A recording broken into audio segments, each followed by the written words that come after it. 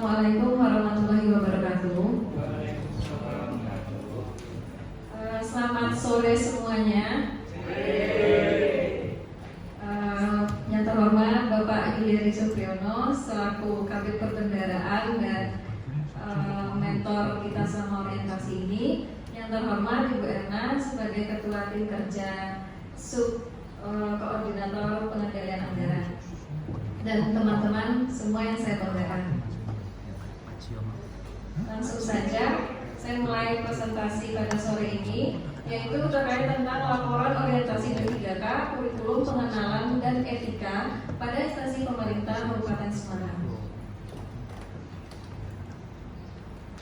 Sebelumnya saya perkenalkan diri dulu. Maaf pertanyaan jelek ya. Perkenalkan, nama saya Tritanti Marti Putri, jabatan sebagai pengelola layanan operasional, lahir di Batu Sangkar tanggal 12 Maret 1998, alamat Kriya Janati Layangan, unit kerja di Badan Keuangan Daerah Kabupaten Semarang.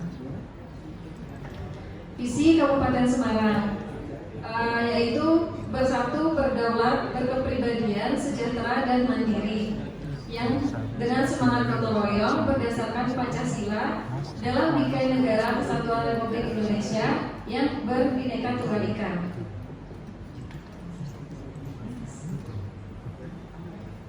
Misi Kabupaten Semarang yang pertama meningkatkan kualitas SDM unggul. Yang kedua, meningkatkan kemandirian perekonomian daerah yang berbasis pada intan pari, industri, pertanian, dan pariwisata. Yang ketiga, meningkatkan pemerintahan yang baik, bersih, demokratis, dan bertanggung jawab, didukung oleh aparatur yang kompeten dan profesional. Yang keempat, meningkatkan pemerataan pembangunan guna menunjang pengembangan wilayah. Yang kelima, meningkatkan kepastian hukum, penegakan HAM, mewujudkan kesetaraan dan keadilan gender. Yang keenam, meningkatkan pengelolaan SDA dan lingkungan hidup dengan tetap menjaga kelestariannya. Yang ketujuh, meningkatkan pemberdayaan pemuda, olahraga, serta melestarikan seni dan budaya lokal. Visi dan misi Badan Keuangan Daerah. Visinya bersatu, berdaulat, berkepribadian, sejahtera, dan mandiri. Misi meningkatkan pemerintahan yang baik, bersih, demokratis, dan bertanggung jawab, didukung oleh aparatur yang kompeten dan profesional. Rencana hasil kerja P3K. Latar belakangnya itu menurut Peraturan LAN Nomor 15 Tahun 2020 tentang pengembangan kompetensi pegawai pemerintah dengan perjanjian kerja. Orientasi dilaksanakan hanya 1 kali sepanjang berstatus P3K. Tugas kepala langsung yang diintervensi yaitu melakukan verifikasi SPM, GU, TU, LS gaji, dan PBP pada masing-masing OPD yang telah ditetapkan. Identifikasi isu, yang pertama, ketidaklengkapan dokumen. Yang kedua, perbedaan jumlah uang yang dimintakan. Yang ketiga, sisa pagu anggaran minus. Yang keempat, perbedaan kode belanja yang tertera di kartu kendali dengan SPM. Gagasannya, proses koreksi yang lebih cepat, pengecekan awal yang lebih ketat. Yang ketiga, komunikasi yang baik dengan OPD terkait. Rencana, menyusun dokumen perencanaan kegiatan, tahapan dan output kegiatan berdasarkan penerapan nilai-nilai berakhlak. Kegiatan yang pertama itu melakukan verifikasi SPM. Tahapannya yang pertama itu saya menerima SPM dari OPD yang mengajukan GU, TU, LS gaji, dan TPP. Yang kedua, melakukan koreksi kelengkapan berkas atas SPM yang telah dibuat. Yang ketiga, melakukan verifikasi SPM di SIPD yang telah ditandatangani oleh atasan. Outputnya itu SPM sudah terverifikasi dan dokumen SP2D. Penerapan berakhlak, saya menganalisis SPM dengan teliti dan akurat untuk memastikan bahwa semua informasi yang tercantum itu sudah benar. Yang kedua, saya bekerja sama dengan OPD terkait untuk memastikan bahwa SPM yang sudah saya koreksi itu sudah sesuai dengan kebutuhan dan prosedur yang berlaku. Kegiatan yang kedua itu melakukan koreksi SP3B. Itu meliputi BLUD, BOS, BOP dari OPD yang membuat pengantar SP2B. Tahapannya, yang pertama itu saya menerima laporan SP3B, BLUD, BOS, dan BOP dari OPD terkait. Kemudian melakukan koreksi kelengkapan berkas atas SP3B yang telah dibuat. Yang ketiga, membuat surat pengantar SP2B. Outputnya sudah jelas, itu surat pengantar SP2B. Penerapan berakhlaknya, saya melakukan koreksi SP3B dengan teliti untuk memastikan bahwa semua informasi yang tercantum itu sudah benar dan lengkap. Yang kedua, melakukan tindak lanjut atas hasil koreksi SP3B untuk memastikan bahwa kesalahan tidak terulang kembali. Kegiatan yang ketiga, itu mengoreksi dan membuat surat pengantar SKPP. Tahapannya, yang pertama saya menerima SKPP yang diajukan oleh OPD terkait. Yang kedua, melakukan koreksi kelengkapan berkas atas pengajuan SKPP. Yang ketiga, membuat surat pengantar SKPP, lalu diajukan kepada atasan untuk ditandatangani. Outputnya surat pengantar SKPP. Penerapan berakhlak, yang pertama, mengidentifikasi kesalahan atau ketidaksesuaian dalam SKPP dan melakukan koreksi yang diperlukan dengan cepat dan tepat. Yang kedua, saya mengikuti prosedur dan kebijakan yang berlaku dalam proses koreksi SKPP. Kesimpulan, kegiatan orientasi P3K tentang pengenalan nilai dan etika pada instansi pemerintah Kabupaten Semarang ini memberikan kesempatan kepada ASN khususnya P3K untuk melakukan pengenalan terhadap nilai dan etika serta tugas pokok dan fungsi aparatur sipil negara.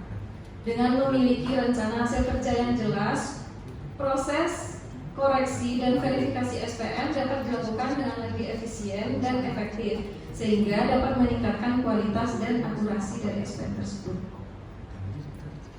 Sekian dan terima kasih. Saya kembalikan kepada moderator. Ya, terima kasih atas paparannya. Kita lanjutkan ke sesi berikutnya, sesi diskusi atas tanya jawab. Silakan penguji Bu Herna untuk memberikan saran atau kritik atau tanya jawab. Masih ada waktu sekitar 7 menit. Terima kasih Mbak Tanti atas paparannya. Langsung aja ke pertanyaan. Tupoksi signifikan adalah salah satunya memeriksa dan meneliti kelengkapan surat permintaan pembayaran. Dalam proses verifikasi SPM itu, kesalahan atau kekurangan apa aja yang sering ditemui oleh Mbak Tanti dan bagaimana tindak lanjut yang dilakukan oleh Mbak Tanti? Baik, izin menjawab. Biasanya kesalahan yang sering terjadi itu seperti nominal yang dimintakan di kartu kendali atau di lembar pengesahan itu tidak sesuai dengan lembar yang ada di SPM nominalnya. Yang kedua, itu biasanya seperti SPM LS itu kan lumayan banyak ya karena kelengkapannya. Itu biasanya OPD itu tidak memberikan persyaratan rekom PBJ itu dari Sekda. Nah, salah satunya itu rekom PBJ, kemudian persyaratan kayak invoice-nya, kemudian surat BAST. Nah, kemudian surat keterangan kontrak itu tidak sesuai dengan lampiran yang tertera di GO ataupun di SERA.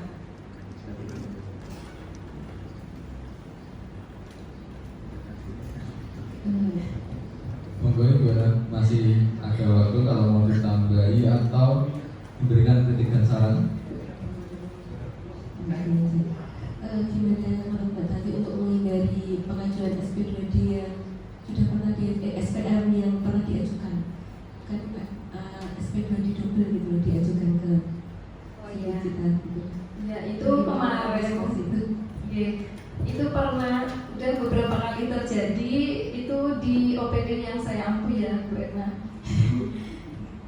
itu biasanya yang hal pertama yang saya lakukan itu ngecek di buku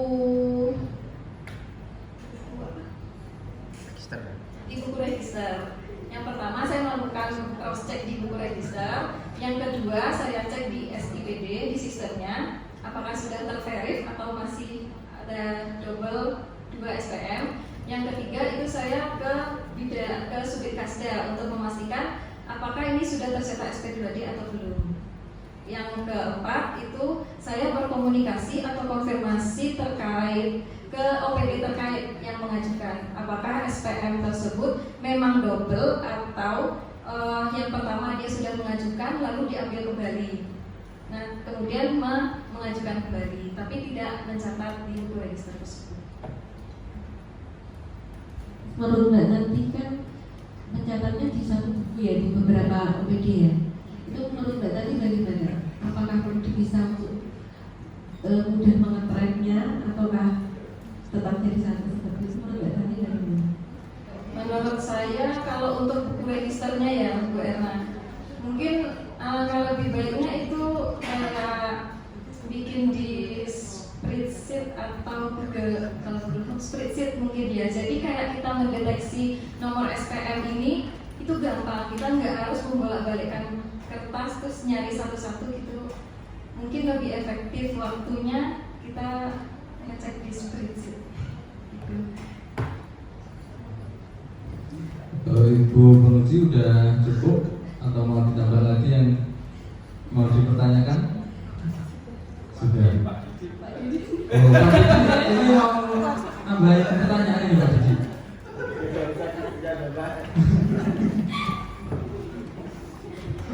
Oke, terima kasih. Ini waktu sudah hampir 14 menit. Terima kasih Ibu Tati atas paparannya. Ini juga sebagai penutup ya, peserta terakhir dalam sesi paparan orientasi P3K ini. Akhir kata, jika ada salah kata, saya mohon maaf. Wassalamualaikum warahmatullahi wabarakatuh.